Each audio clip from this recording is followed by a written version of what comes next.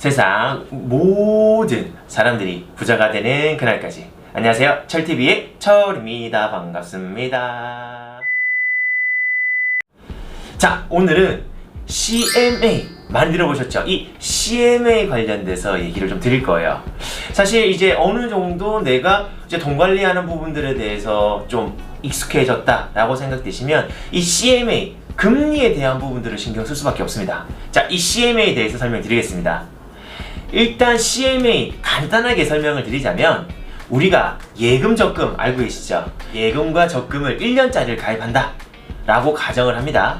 그러면 1년이라는 기간 동안에 내가 중도에 해지를 하지 않고 그대로 유지를 하고 지켜야지만 약정된 이자가 발생이 됩니다. 자, 그런데 여기서 만약에 예금과 적금을 들었는데 중간에 해지를 하면은 약정된 이자가 정상적으로 지급이 되지 않습니다.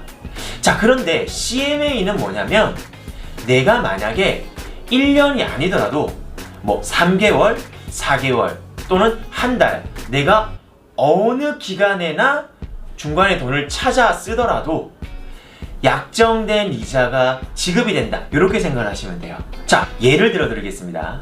만약에 우리가 CMA 이자가 만약에 3%다 3%라고 가정을 하겠습니다. 만약에 CMA 이자가 3%면 내가 1년 중에 4개월치를 돈을 묶어놨습니다. 자, 그러면 우리가 12달 중에서 4개월이니까 3분의 1이 유지가 된 거죠.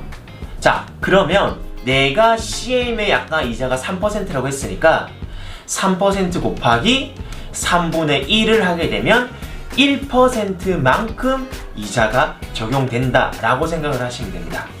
자, 그러면 너무 좋다라고 생각이 들 수 있는데요, 꼭 그렇지만은 않습니다.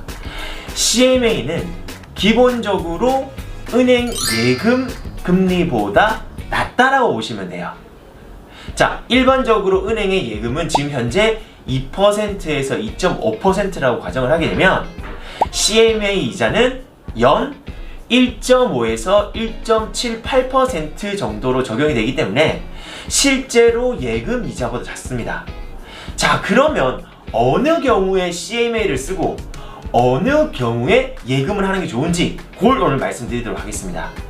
1년 또는 2년 내가 고정적으로 돈을 묶어둘 거다라고 하게 되면 은행에 예금을 이용하시는 게 맞는 거고요.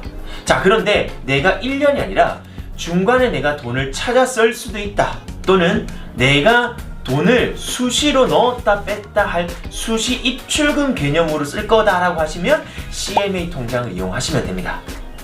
자, 간단하게 다시 한번 정리해 드리겠습니다. 내가 수시 입출금으로 활용할 거다, CMA 통장을 쓰시면 되고요. 만약 내가 1년, 2년처럼 고정적으로 내가 돈을 묶어둘 수 있다 라고 하시면은 은행 예금을 이용하시면 될 것 같습니다.